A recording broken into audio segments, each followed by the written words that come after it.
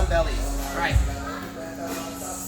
Used to teach this one first, but sometimes we get bogged down, so I like showing the far side spinning arm bar. If you can come from this side with posts, and you can come all the way around, well, you can now go halfway around. So, same setup for this. We're going to do the same read. They go to put their hand, they're starting to turn into me, and what she's trying to do is push my knee off back down to the mat, right? It's very common. So what we're going to do this time is, again, we're going to take advantage of just that little pocket of flare that comes in when she goes to put her hand on my kneecap. I'm still going to be doing the same concept where I want her on her side. The only difference is this time I don't reach with my right arm first, because now when I get up, I have to switch grips. So all I'm going to do now is I'm going to put my hand on the wrist, okay? And as I come around, it's the same thing where my top arm is diving over. But now I'm not rotating all the way around. I'm just going to rotate to basically north-south position, okay? So as they go, I don't feed here, I lock. I'm going to step. The only tricky part to this one, we used to teach it going down to our knees and trapping the head.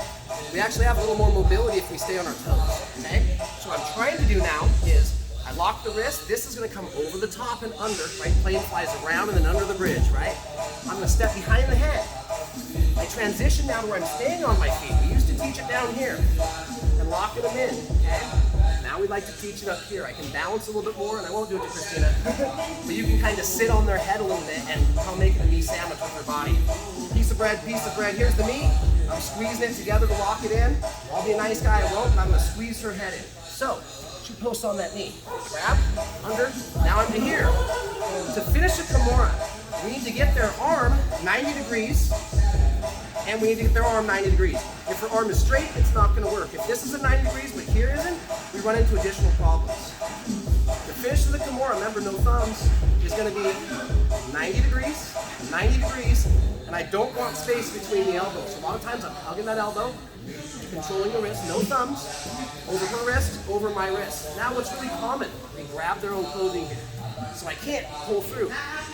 Luckily, jiu-jitsu, we learn this little trick, right? If her grip is here and I can't go through the bone mass or up, guess what I like to do? I unhook it first, then bring it up. Forward, up to the chest, 90-90, and now I'm going to start to rotate and very gently make her high-five the back of her own head. Not here. I'm making her come down to high-five the back of her head. Try and high-five the back of your head. Nobody can do it. Shoulders are good. Last time. Hand on the wrist now. As I step to north-south, my other arm comes over. 1, 2. If she grabs, I'm going to unhook. Elbow to chest, 90 and 90. There it is. Now I rotate past the hips, and I start to make her high-five the back of her head. Please be very careful with your friend's shoulders, okay? Ready? 1, 2, 3.